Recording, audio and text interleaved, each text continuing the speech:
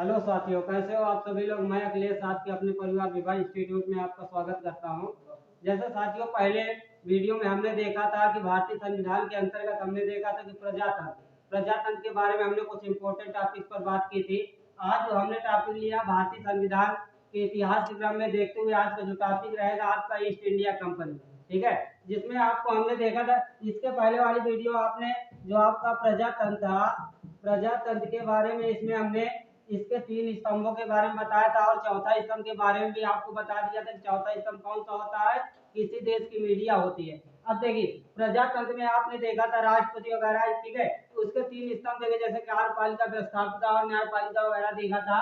तो आज जो प्रजातंत्र का चौथा स्तंभ भी आप जानते हैं, लेकिन प्रजातंत्र के अंतर्गत जैसे विधायिका थे और विधायिका के अंतर्गत आपने और कार्यपालिका में भी देखा था कि राष्ट्रपति और राज्यपाल, ठीक है, राष्ट्रपति आपको क्या होता है, केंद्र पर होता है और जो राज्यपाल होता है वो राज्य पर होता है। लेकिन होता क्या है कि अगर कार्यपालिका की शक्ति अगर देखी जाती है तो संवैधानिक रूप से किसको दिया जाता है, राष्ट्रपति को। लेकिन अगर राज्य में यहीं पर देखा जाए तो यहीं पर राज्य की अगर विधानमंडल की बात करते हैं तो कार्यपालिका की शक्ति किसके पास होती है, राज्यपाल।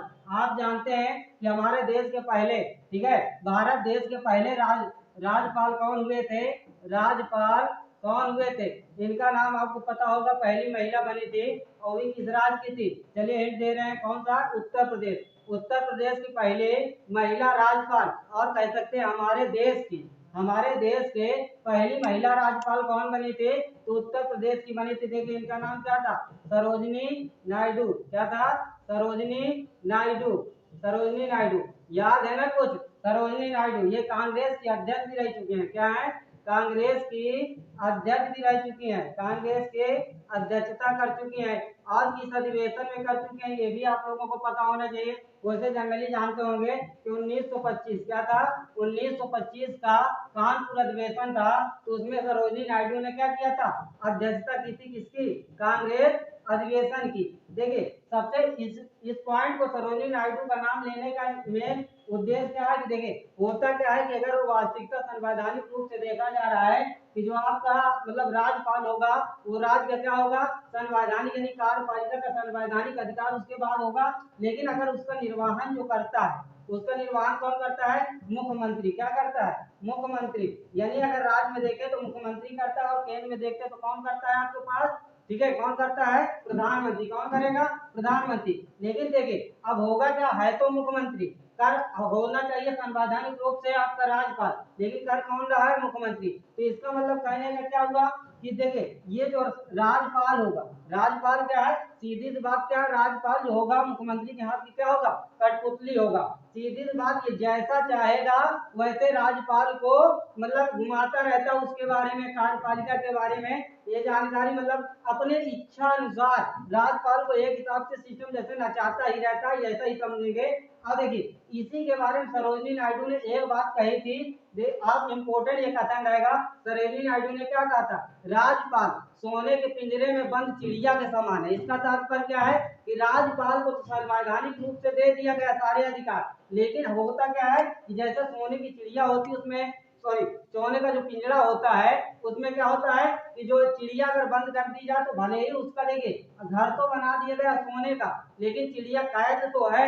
उसी हिसाब से राज्यपाल, देखिए राज्यपाल राज्य का प्रमुख होता है, लेकिन क्या होगा, इसको पिंजरे, यानी सोने के पिंजरे समान जो होगा, सोने के पिंजरे में इसको क्या किया जाता है, कैद कर दिया जाता है। चलिए ये तो पॉइंट आपका रिवीजन के तौर पर था पिछला, लेकिन जो आज का टॉपिक आपके पास है वो कौन है, ईस्ट इंडिया कंपनी। क्या है, ईस्ट इंडिया कंपनी। चलिए बात करते हैं ईस्ट इंडिया कंपनी की, ईस्ट इंडिया कंपनी। अब देखिए होता क्या है कि भारत में ईस्ट इंडिया कंपनी की स्थापना, इससे रिलेटेड भारतीय संविधान के मोस्ट इंपोर्टेंट, भारतीय संविधान के इतिहास के अंतर्गत मोस्ट इंपोर्टेंट टॉपिक रहेगा ईस्ट इंडिया कंपनी। अब देखिए इसकी शुरुआत कहाँ से होती है, कैसे होती है, इसके बारे में आइए थोड़ी जानकारी लेते हैं। देखें यहाँ पे इसको हम 2 भागों में बांटेंगे। एक तो भाग बांट देंगे किस पर, ब्रिटेन पर। किस पर बांटेंगे, ब्रिटेन। क्योंकि ईस्ट इंडिया कंपनी थी कहाँ की, ब्रिटेन की थी। ब्रिटेन को आप यूके भी कह सकते हो, क्या कहोगे, यूके यानी यूनाइटेड किंगडम कह सकते हो। चलिए देखते हैं, और दूसरा बात किस पे करेंगे, भारत पर। किस पर बात करेंगे, भारत पर। देखिए ईस्ट इंडिया कंपनी की अगर स्थापना की बात करें, भारत में ईस्ट इंडिया कंपनी की स्थापना के बारे में अगर बात करते हैं तो मोस्ट इंपोर्टेंट ये क्वेश्चन रहेगा, पूछेगा भारत में ईस्ट इंडिया कंपनी की स्थापना कब की जाती है, तो 31 दिसंबर 1600 ईस्वी। क्या है, 31 दिसंबर 1600 ईस्वी। कहीं कहीं पर शताब्दी पूछ लेता, अगर शताब्दी पूछता तो कौन सी शताब्दी हो जाएगी, 16वीं शताब्दी। याद रखना कौन सी शताब्दी हो जाएगी, 16वीं शताब्दी। लेकिन भारत में इसका विस्तार देखिए, पहले इनका मेन उद्देश्य भारत में क्या था, व्यापार करना। क्या था, व्यापार करना। लेकिन जैसे जैसे ये आगे बढ़ते गए, आगे इसका थोड़ा सा ऐतिहासिक क्रम अगर देखते हैं तो जैसे आप कोलकाता, जिसे कलकत्ता वगैरह भी कहा जाता है, कलकत्ता के बारे में अगर देखते हैं तो यहाँ पे इन्होंने 1668 के समथिंग इन्होंने जमींदारी व्यवस्था भी खरीदी थी। आप जानते होंगे यहाँ पर तीन जो मतलब तीन जगह थी जिसका नाम क्या था, सुतानाकी, कालीकाता और गोविंदपुरा।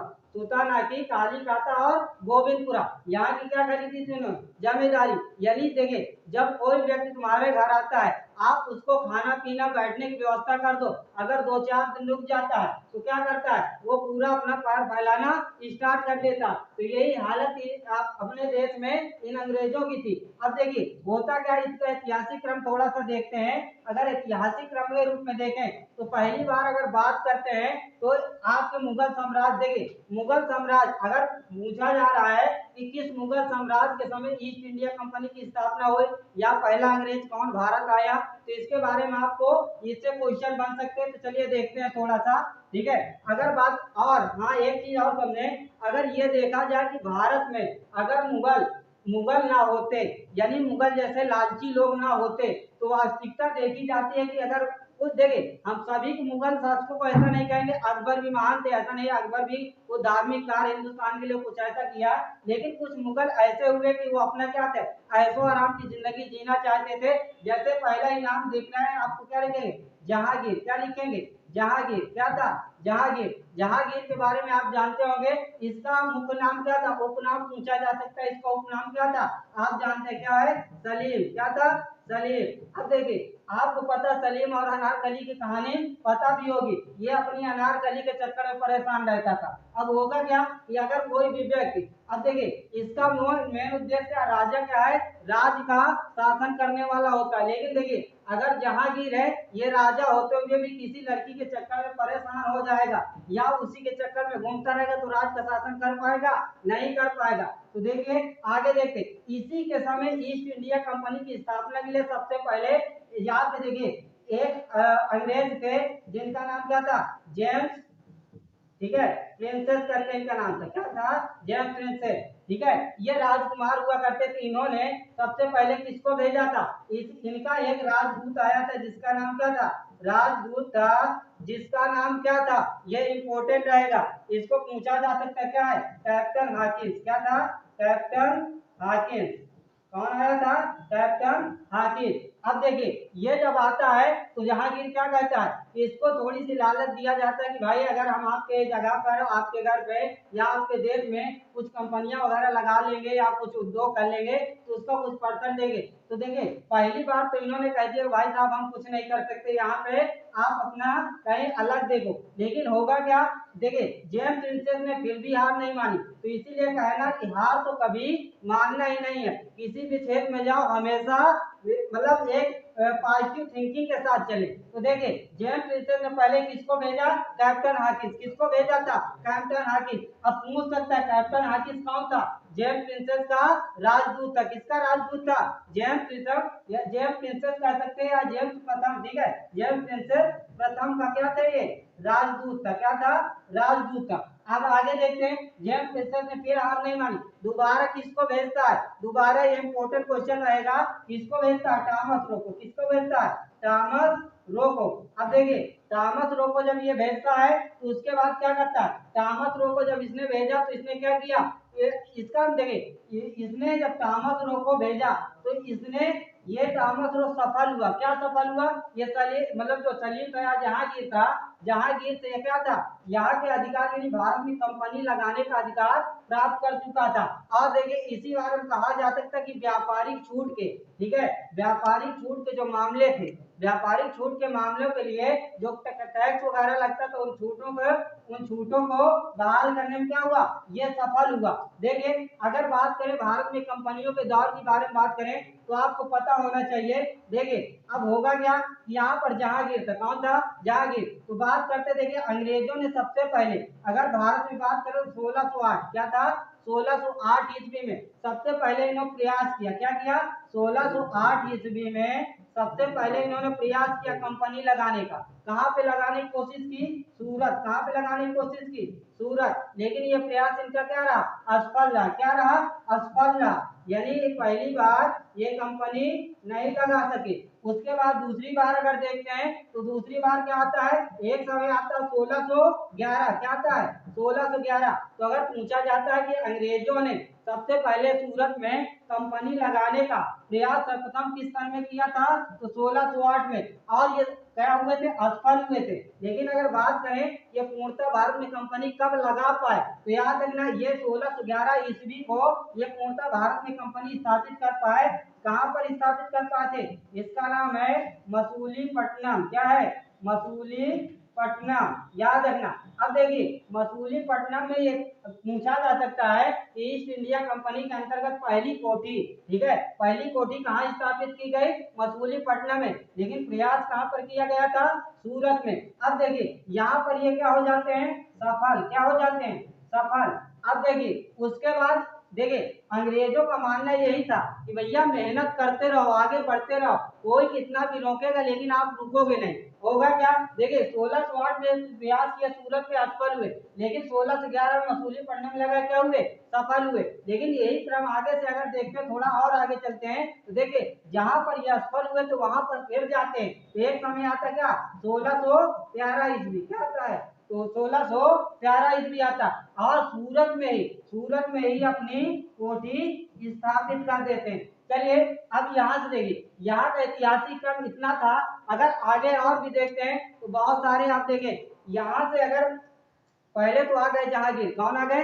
जहांगीर। जहांगीर के आगे भी बहुत सारे आपके राजा, जैसे कहा जा शाहजहां। शाहजहां के बारे में जानते हैं, इन्होंने क्या किया, अपनी, ठीक है, अपनी बेगम की याद में क्या बनवा दिया, ताजमहल बनवा दिया, जिसका नाम क्या था, उपनाम पूछा भी जा सकता है। अगर पूछ ले शाहजहां का उपनाम क्या था, तो खुर्रम था। क्या था? खुर्रम। और अपनी मुमताज महल, मुमताज बेगम के याद में क्या बनवा दिया इन्होंने, ताजमहल। यानी जब से जहांगीर आया है, समझना, जब से जहांगीर आया है ये अपना मतलब राजपाट छोड़कर सिर्फ ऐसो आराम की जिंदगी, दूसरे से पैसा इकट्ठा कैसे मिल जाए, ये इनका सिस्टम रहा। तो शाहजहां भी ऐसा मतलब अपने भी प्रशासन को मतलब जनता के लिए इतना कुछ ना करके गया, लेकिन अपने स्थापत्य कला के लिए काफी जाना जाता था शाहजहां। लेकिन और भी देखिए अब इस कंपनी का धीरे धीरे बंगाल का भी प्रभाव पड़ रहा था। आपको पता है कि बंगाल उस समय सबसे समृद्ध देश था। क्या था? सबसे समृद्ध प्रदेश हुआ करता था। अगर देखें तो बंगाल में भी बहुत सारे राजा हुए। देखिए यहाँ तो जहांगीर क्या था, केवल अनारकली के चक्कर में परेशान था। लेकिन आप याद रखना एक शासक आपको और देखने को मिलेगा, ठीक है, यहाँ उत्तरकालीन भारत में और भी अगर शासक देखे जाए तो यहाँ पर उत्तरकालीन भारत में एक नाम मिलता है, क्या है, मोहम्मद शाह। क्या नाम मिलता है? मोहम्मद शाह। मोहम्मद शाह तो इससे भी खतरनाक था। क्या था? ये तो अनारकली के चक्कर में परेशान था। वो परेशान किस में था? केवल परेशान हुआ था सुंदर युवती में। क्या था? जो सुंदर नायिकाएं होती थी उनके चक्कर में क्या था, उन्हीं को देखता रहता था। इसीलिए उसे मोहम्मद साहब क्या कहा जाता, रंगीला बादशाह। यानी अगर उत्तरकालीन भारत में अगर देखा जा रहा है तो बहुत सारे ऐसे राजा हुए, जैसे आप जानते हैं फखरुशियर। क्या है? फखरुशियर या बहादुर शाह जफर जहांदार था। ये बहुत सारे ऐसे राजा हुए। अब देखिए एक इंपॉर्टेंट क्वेश्चन, जैसे जहांदार था, इसको क्या कहा जाता है, लंपट मूर्ख। क्या कहा जाता है? लंपट मूर्ख के नाम से जाना जाता है। तो इसका मतलब मूर्ख आदमी तो शासन कहाँ से कर लेगा। तो अगर शासन नहीं कर पाएगा तो अंग्रेज तो आके बैठेंगे ही। चलिए ये तो इतिहास रहा। आगे थोड़ा सा और देखेंगे, इसी क्रम में आगे जैसे थोड़ा बढ़ेंगे तो आपको प्लासी का योग। देखिए अगर बात करें भारत में, अगर देखा जाए कि जो अंग्रेजी सत्ता है, पूर्ण रूप से कब कायम हो जाती है, तो देखिए याद रखना जहाँ क्या है आपका नाम मिल जाता है इसका, ठीक है, ये इंपोर्टेंट नाम रहेगा। ये बक्सर वगैरह का युद्ध है, बक्सर वगैरह का युद्ध है, तो इसके बाद अंग्रेजी कंपनी क्या होती है, ज्यादा प्रचार करती है। चलिए थोड़ा सा और कम देख लेते हैं, तो यहाँ पे थोड़ा सा ब्रिटेन के बारे में जान लेते हैं। जब ईस्ट इंडिया कंपनी 31 दिसंबर 1600 ईस्वी को स्थापित की जाती है, तो उस समय ब्रिटेन की महारानी कौन थी, क्या थी, ब्रिटेन की महारानी। अगर ब्रिटेन की महारानी पूछ ले तो कौन है, एलिजाबेथ, कौन है, एलिजाबेथ, ठीक है, याद रखना कौन है, एलिजाबेथ प्रथम थी। और इन्होंने भेजा किसको था, इन्होंने अध्यक्षता किसको दी थी, यानी कंपनी की अध्यक्षता किसको दिया था, कंपनी की अध्यक्षता दी थी नॉर्थ ब्रुक को, किसको दी थी, नॉर्थ ब्रुक को, याद रखना नॉर्थ ब्रुक को क्या दिया था, कंपनी की अध्यक्षता देते। अब देखिए इनकी अध्यक्षता में भारत में ईस्ट इंडिया कंपनी 31 दिसंबर 1600 ईस्वी को, ठीक है, स्थापित की जाती। आगे देखिए इन्होंने ये मतलब कहने का ये था कि इनका मेन उद्देश्य क्या था, चाय चीनी का व्यापार करना, मेन उद्देश्य इनका सिर्फ यही था। देखिए नॉर्थ ब्रुक जब मतलब नॉर्थ ब्रुक की अध्यक्षता में ईस्ट इंडिया कंपनी की जब स्थापना की जाती है, तो यहाँ पर जो अधिकार पत्र मिला था महारानी एलिजाबेथ द्वारा, वो कितने वर्षों के लिए था, 15 वर्ष, कितने वर्षों के लिए था, तो याद रखना अधिकार पत्र, याद रखना अधिकार पत्र जो मिला था वो कितने वर्षों के लिए था, 15 वर्षों के लिए। लेकिन ये क्या हुआ कि जैसे ही भारत में इनको ज्यादा व्यापार से लाभ प्राप्त होने लगा, तो यहाँ के राजाओं को अपना कुछ लालचपन देते हुए ये क्या करते थे, उनसे गुलामी ही एक हिसाब से कराने लगे। चलिए थोड़ा से और आगे इसके इंपॉर्टेंट जो क्वेश्चन बनते हैं वो देख लेते हैं, ठीक है, इसका एक बार स्क्रीनशॉट आप ले सकते हैं। चलिए आगे देखते हैं इसके इंपॉर्टेंट पॉइंट जो आपके और बन के आते हैं। अब देखिए होता क्या है कि यहाँ पे अब ऐतिहासिक क्रम के रूप में अगर भारतीय संविधान का इतिहास हम पढ़ रहे हैं, तो इसका ऐतिहासिक क्रम सीढ़ियों के रूप में कैसे आया, पहले कंपनी आई, कंपनी ने क्या क्या किया, आगे देखते हैं। तो यहाँ देखिए आपको पता होना चाहिए कि ये जो मुगल बादशाह था, अंतिम मुगल बादशाह कौन हुआ, बहादुर शाह जफर, कौन हुआ था, बहादुर शाह जफर द्वितीय। चलिए देखते हैं यहाँ से और कुछ क्वेश्चन इंपोर्टेंट बन के आते हैं। तो बंगाल अगर बात करें बंगाल की, तो सबसे संपन्न उस समय पे यानी 1600 ईस्वी के समथिंग सबसे संपन्न जो राज हुआ करता या प्रांत हुआ करता था वो क्या था, बंगाल। देखिए भारत में क्या हुआ कि इनका विरोध भी स्टार्ट हो जाते, क्या हो जाता, विरोध। अब देखिए एक आपको क्रम बता दे 1608, क्या बता देते, 1608 ईस्वी काफी इंपोर्टेंट डेट रहेगी। तो यहाँ पे कलकत्ता, क्या बात करें, कलकत्ता, किसकी बात कर ले, कलकत्ता की, ठीक है, कलकत्ता की यहाँ पे जमींदारी व्यवस्था तीन, कौन कौन से स्थान है काफी इंपोर्टेंट पूछे जाते हैं, तो तीन स्थान की यहाँ क्या करते हैं, जमींदारी खरीदते। देखिए सुतानाकी क्या है, सुतानाकी, कालीकाता, कालीकाता, और क्या है, गोविंदपुरा, क्या है, गोविंदपुरा। अब देखिए अगर मान लीजिए आपके घर पर कोई ऐसे कंडीशन आ जाए, क्या हो जाए कि घर का जो मालिक होगा, क्या होगा, घर का जो मालिक होगा अगर वो जमींदारी व्यवस्था या घर का सदस्य बनाएगा, तो क्या होगा, गुलामी की कंडीशन में तो जाना तय ही है। तो देखिए जब यहाँ पर इन्होंने सुतानाकी, कालीकाता और गोविंदपुरा, ठीक है, गोविंदपुरा में जमींदारी खरीद लेते हैं, तो होता क्या है कि यहाँ पर ये अपने वर्चस्व को यानी अंग्रेजी हुकूमत को बढ़ाने का और अधिक प्रयास करते हैं। चलिए आगे और देखते हैं, आगे जो सॉरी ये क्या है, 1668 है, क्या है, 1668 ईस्वी। देखिए अब इसके विरोध के लिए आगे कुछ और इंपोर्टेंट डेटें आ जाती हैं। जैसे बात करते हैं 1707, क्या बात करेंगे, 1707 ईस्वी काफी इंपोर्टेंट क्वेश्चन बनता है। 1707 क्या बात करेंगे, 1707 ईस्वी, 1707 ईस्वी किसकी मृत्यु हो जाती, काफी इंपोर्टेंट रहेगा, औरंगजेब की, किसकी मृत्यु हो जाती है, औरंगजेब की। जब औरंगजेब की मृत्यु हो जाती है तो समझना जब से औरंगजेब की मृत्यु हो जाती है उसी समय से याद रखना जो अंग्रेज थे या इनकी ईस्ट इंडिया कंपनी थी भारत में मतलब अधिक, ठीक है, अधिक तरीके से प्रभावित करने लगी भारतीय लोगों को, यानी उद्योग धंधा का बढ़ावा ये ज्यादा करने लगे। चलिए देखते हैं, तो क्वेश्चन ये भी बन सकता है कि औरंगजेब की मृत्यु कब होती है, 1707 ईस्वी को। याद रखना देखिए औरंगजेब के भी क्वेश्चन कई सारे बन सकते हैं, लेकिन यहाँ भारतीय संविधान का इतिहास पढ़ रहे हैं तो उससे रिलेटेड बात करेंगे, लेकिन इसके बारे में कुछ पॉइंट जानते रहे।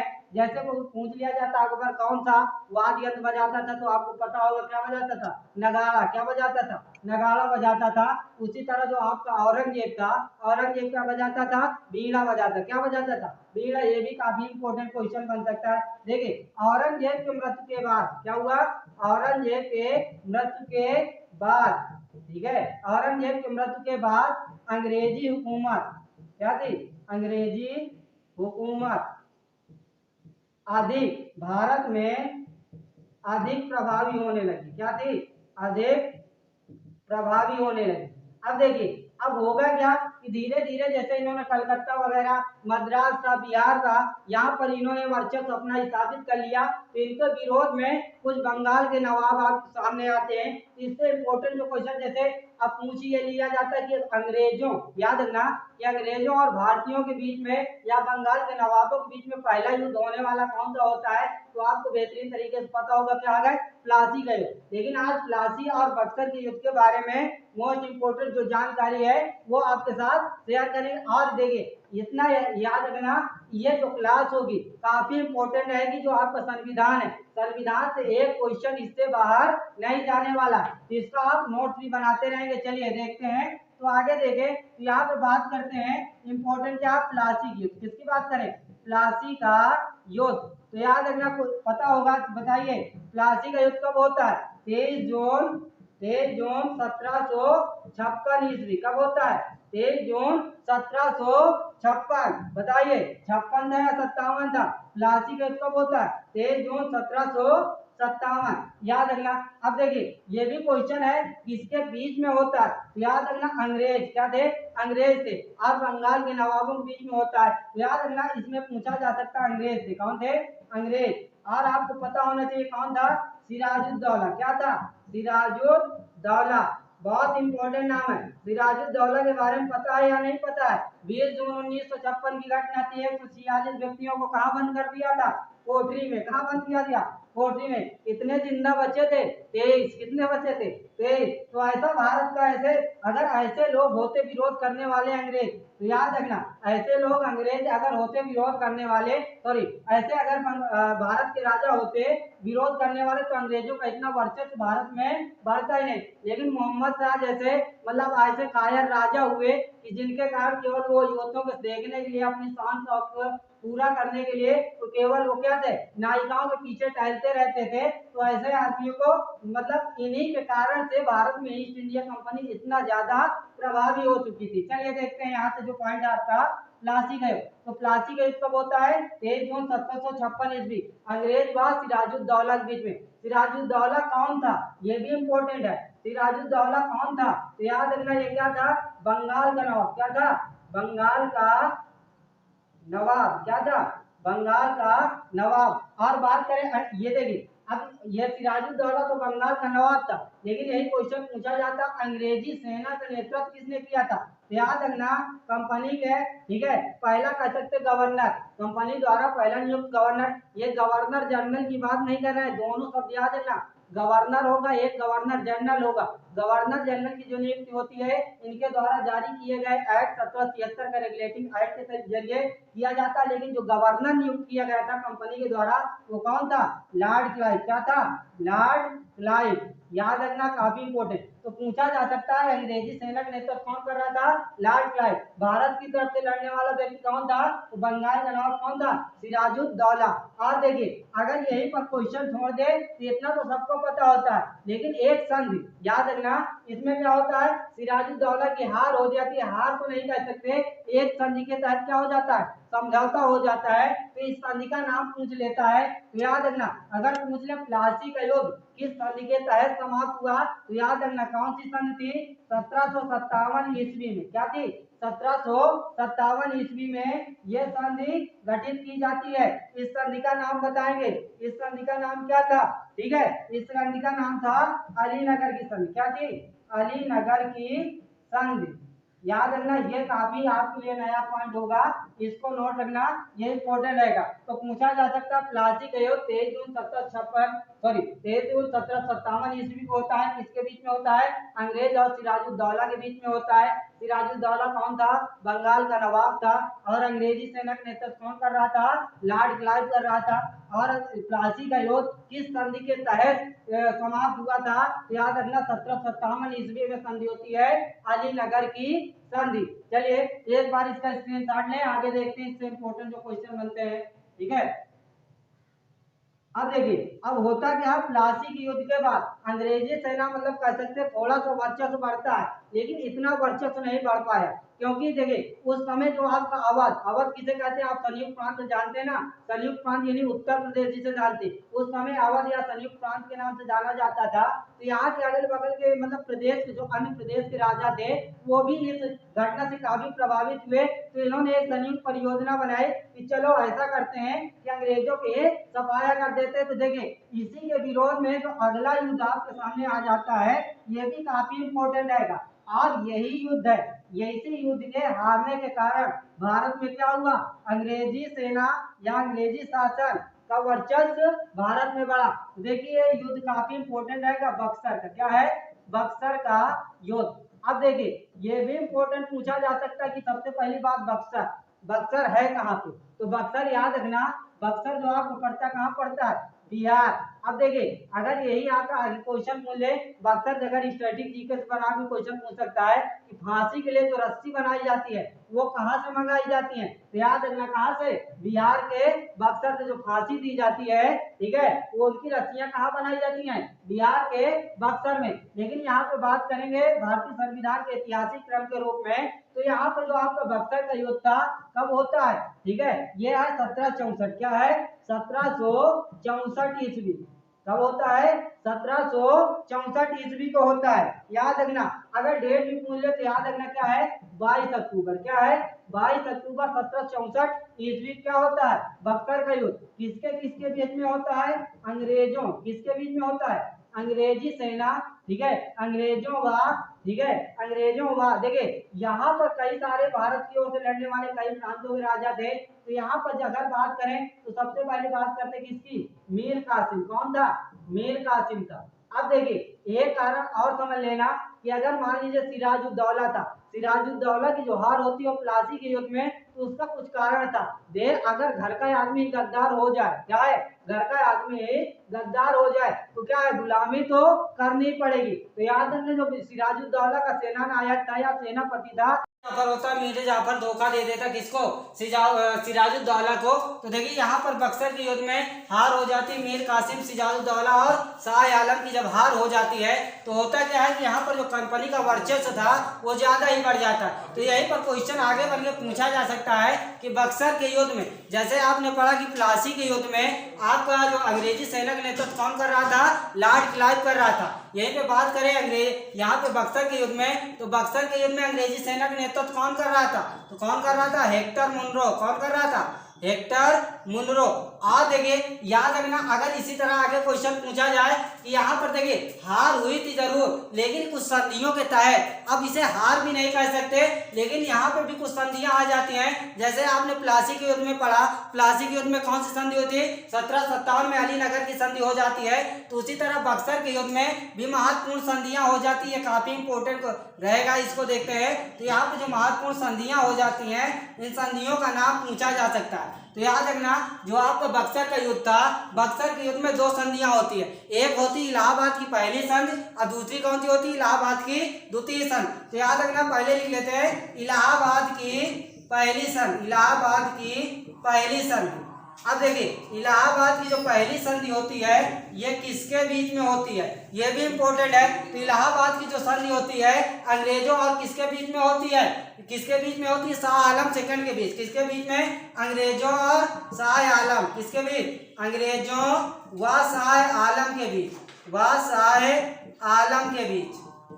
और जो आज देखिए यहाँ पे होता क्या है कि शाह आलम सेकंड, क्या है? शाह आलम सेकंड। और जो इलाहाबाद की द्वितीय संधि है ये भी काफी इंपॉर्टेंट है, इलाहाबाद की द्वितीय संधि, इलाहाबाद की द्वितीय संधि, द्वितीय संधि। ये किसके बीच में होती है, ये किसके बीच में होती है, तो ये भी अंग्रेजों, ठीक है, और अंग्रेजों और भारत की ओर से, ठीक है। यहाँ पे भी बंगाल का नवाब भी था, जिसका क्या था, इसका नाम था नवाजुद्दौला। क्या था, नवाजुद्दौला। तो याद है नवाजुद्दौला। देखिए दो तीन नाम आपको एक समान मिलेंगे, एक सिराजुद्दौला जो प्लासी के युद्ध में था, दूसरा कौन था, सिजाउद्दौला था, एक कौन था, नवाजुद्दौला। कौन था, नवाजुद्दौला। तो याद रखना जो नवाजुद्दौला था ये किस संधि से रिलेटेड था, कौन सी संधि थी, इलाहाबाद की द्वितीय संधि। याद रखना, ये भी इंपॉर्टेंट क्वेश्चन बन सकता है। अब देखिए होगा क्या, जब यहाँ पे अब देखिए यहाँ से अलग अलग टाइप से क्वेश्चन पूछा जाता है, इलाहाबाद की संधि के साथ क्या तय हुआ था।